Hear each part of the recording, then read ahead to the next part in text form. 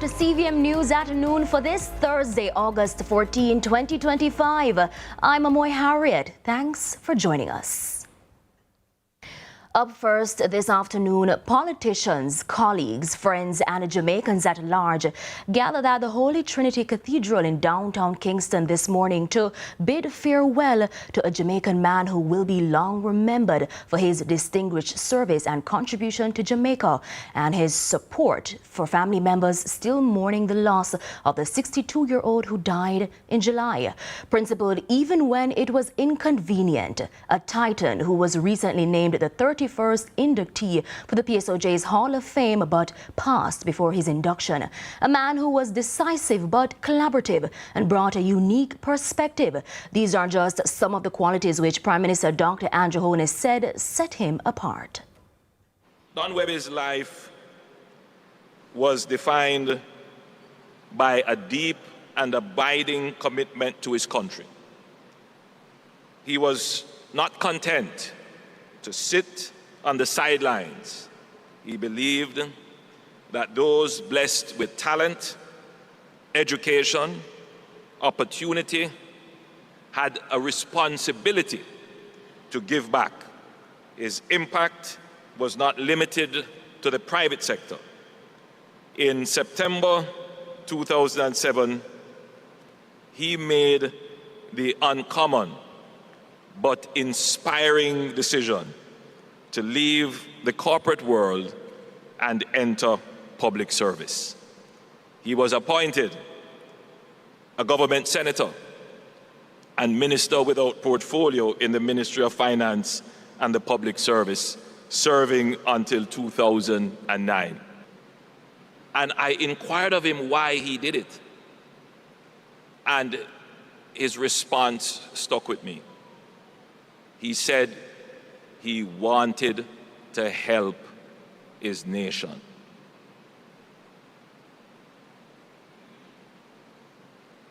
That's a patriot. And I think,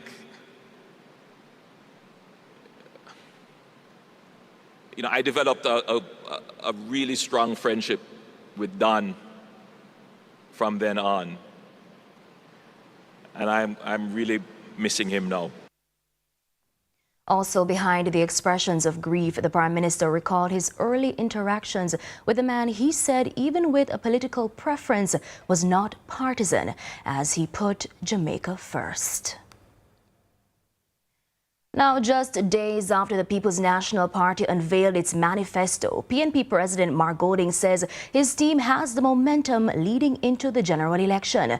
Mr. Golding says the party has been working long before the election date was announced and that the document is designed for every Jamaican to understand. Our reporter Akeem Orrett has more.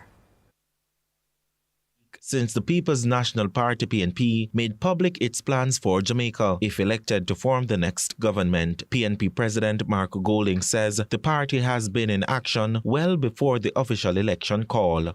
We have the momentum. We've been on the ground for months all over Jamaica. We have been speaking to the people about our plans. Apparently some people out there are not hearing, but others who are listening are hearing, and we've launched our manifesto last night, and we're continuing to cover the ground, and we're going to run through the tape until we form government. Golding says the manifesto has been simplified so that Jamaicans from all walks of life can easily grasp the proposals. So we've done a patois version of our manifesto, for example. First time a manifesto has been released in the Jamaican language, and I'm very proud of that. And the individual items that would be of relevance to particular groups, we plan to break out those ideas and let them understand them directly so they get a good feel for what we're offering. With the campaign trail heating up, all eyes are now on how both parties will sell their plans in the weeks ahead. Akeem Orrett, CVM News. Rastafarian and Maroons as part of a representative Senate. They're often excluded or they choose to exclude themselves. The views expressed by opposition spokesman on education, Senator Damian Crawford, last evening on CVM's lead story. Mr. Crawford said the aim of the PNP's manifesto is to promote oneness in society as Rastafarians are part of Jamaica's culture. And that's the first hurdle of democracy. The first hurdle of democracy is to understand the opinion of the other individual, to give them that seat at the table, and then to come to some analysis and conclusion based on the facts that they have presented. Meanwhile, Mr. Crawford added that children should have a right to express their Africanness through their hairstyles, and so a measure will be put in place where students won't be locked out of schools for their hair. 90% of our population are African, and so to that extent we will put a full ban on that type of what we call segregation, or that we will call against persons who have that type of African representation. Of course, myself and the principals and others will meet to ensure that we define properly what is acceptable as far as representation of Africanness, but the general ban on anything that seems African would have to be removed and immediately banished from our society and our decision making. The Jamaica Debates Commission is switching up the playbook for this year's political debates with changes designed to better connect candidates and voters. Now, while the dates for the showdown are yet to be finalized, issues to be addressed are being voiced by the electorate. The general election debate on leadership back in 2020.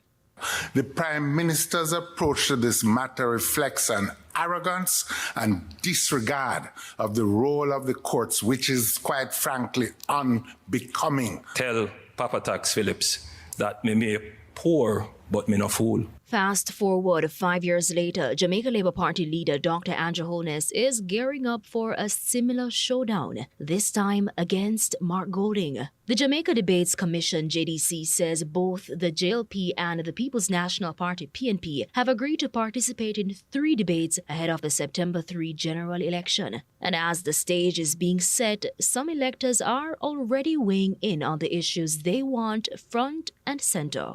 Is the housing crisis that we are facing, right? That's a major one. Housing needs to be more accessible to young professionals. Yeah, the government needs to help the kids them with autism. We don't really see the help what them giving us. It's really hard. The road in the small corners, Vineyard Town, Franklin Town, Windward Road, all of those places need to get fixed.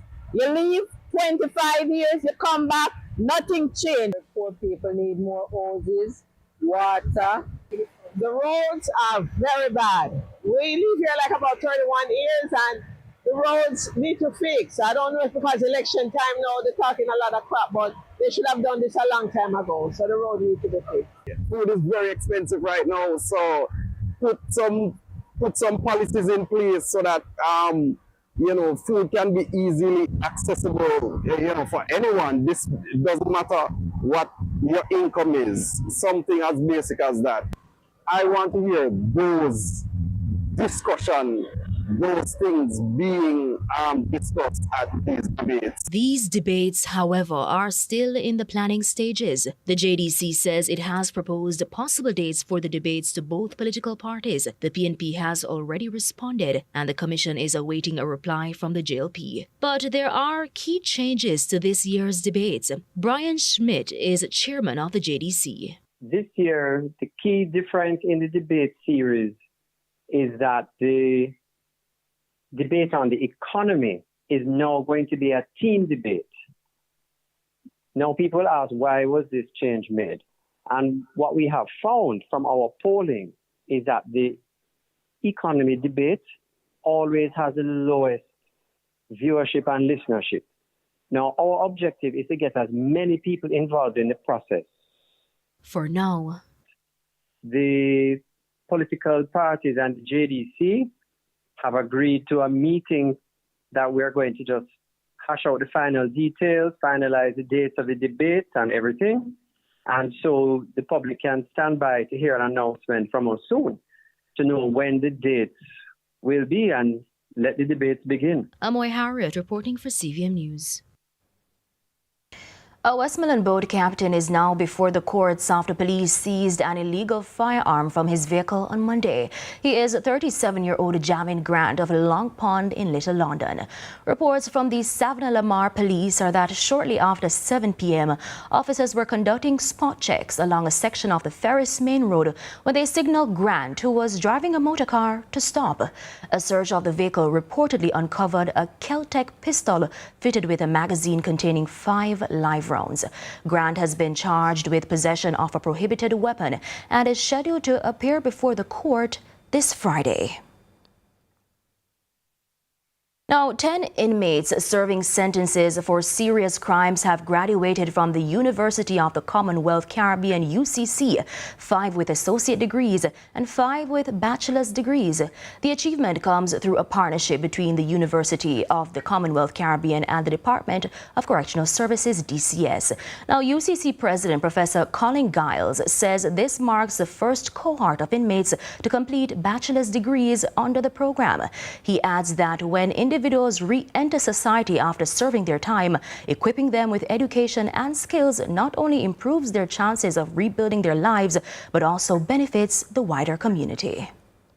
We recognize that persons must come back into society after they serve their time.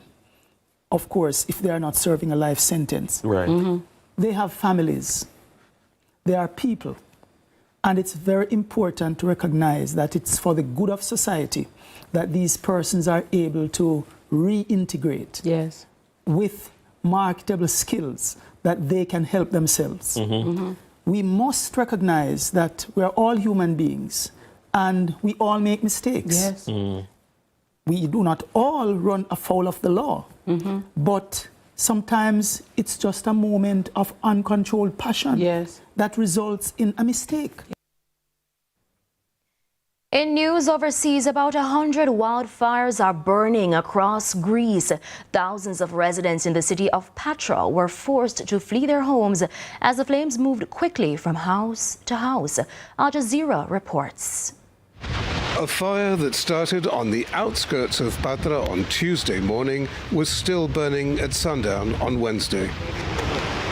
Worried local residents, evacuated once already, wondered if they would have to evacuate again.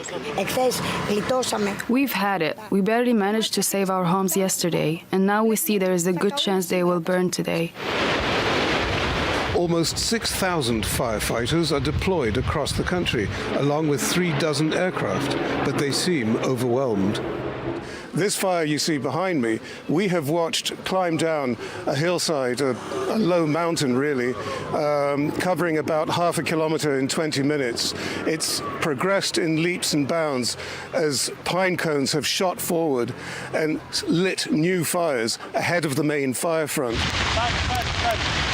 Eventually, a single fire engine arrives, but even the fireman seems unsure of where to begin. He picks a line of defense, spraying around the fire to contain it. And at length, helicopters join the fight with well-targeted water drops. But local residents say all the government's resources aren't enough, and the fire service was late to arrive on the first day of the fire, when it might have been contained completely. And it's now time for a break. Our live segment discussion comes up next.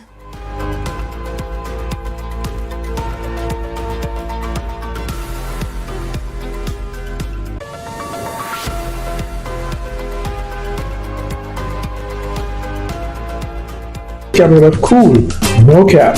So shop till you drop or until your data runs out. Grab some popsicles and then hit the beach like it's a soft launch. Slay. Vibes, immaculate. Energy giving main character. So yeah, this is your sign. Come outside. It was rough. Every time the rain fall, the whole place wet up. I have to put the kids' them book in a bag until the place dry out.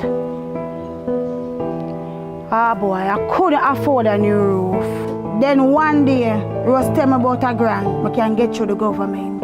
So I sent a letter to the ministry telling them Wagwan, The officers came, them do them inspection, where I was able to go to the hardware store, get the supply, so my roof could have been fixed. I don't think I ever see my kids them smile so much yet. That means everything to me. The Ministry of Economic, Growth and Job Creation make my life better. Attention registered voters! Remember to collect your renewed voter ID card before the upcoming general election. If you registered to vote in 2016 or after and did not get your new ID card, it may have been automatically renewed. Simply visit your EOJ constituency office to collect your voter ID card. Contact the Electoral Office of Jamaica at 888-991-VOTE or 922-0425-9 for more information. The time by Subaru is 12:15.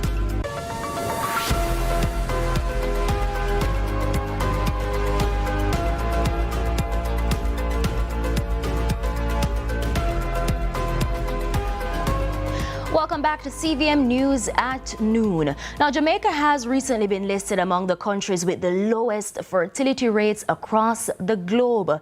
The country's fertility rate has declined steadily over the past few decades and now sits at 1.3 births per woman. Notably, this is well below the replacement level of 2.1 per woman. Now, this trend reflects broader changes in social and economic factors, including another area of concern, which is the country's low birth rate. Now, this decline has sparked national concern, but behind the numbers are real men and women facing lifestyle and health challenges. To better understand the reproductive health factors, we're now joined by Director of the Hugh Winter Institute for Reproductive Healthcare and Endoscopic Surgery at UWI, Dr. John Harriet. Thanks so much for joining us, Dr. Harriet. Yes, thank you for having me, Amoy. All right, so what would you say is one of the biggest misconceptions when it comes to the topic of fertility in Jamaica? Well, the issue is that patients don't understand their reproductive window, and therefore, when they seek conception, a lot of time they are reproductively aged because the eggs are no longer viable. And what we need to do is health promotion island-wide to promote early health-seeking behaviors, to have patients conceiving at an early, have patients seeking conception at antenatal clinics. We need to broaden the spheres for prenatal assessment of patients, where they can be assessed prior to conception to see if there are any deterrents for them getting pregnant. So, from your experience, Dr. Harriet, what are the key reproductive health factors contributing to Jamaica's declining fertility rate? All right. As it relates to, from a medical perspective, we have to look at it from a psychological point of view as well as a physical point of view. In terms of the physical context of this, there are male factors, which is significant. Approximately 50% of couples who are in, I don't like the term infertility, experiencing subfertility, which is difficulty or impairment in conception, 50% of males have a challenge. And one of the other misconceptions is that the males will not accept that there is an issue on their side, and it's always that the women are charged with being at fault, and it's not necessarily so. All right, so that's one of the things that we have to be clear on. So are there any specific medical conditions or lifestyle factors that are becoming more common among Jamaican women or men that could be contributing to this low fertility rate? Certainly, Amoy. Issues such as obesity, because about 30% of our population have body mass indexes which are categorized in the overweight or obese category. And certainly for both males and females, obesity impacts fertility. There are also systemic conditions that have negative impacts on fertility. Patients with polycystic ovarian syndrome. Lifestyle factors would be like smoking, alcohol, excessive alcohol consumption, and exposure to environmental toxins. Don't forget that the environment in which we exist have or may impact negatively our fertility. So have you observed any shift in the average age couples are choosing to start families these days?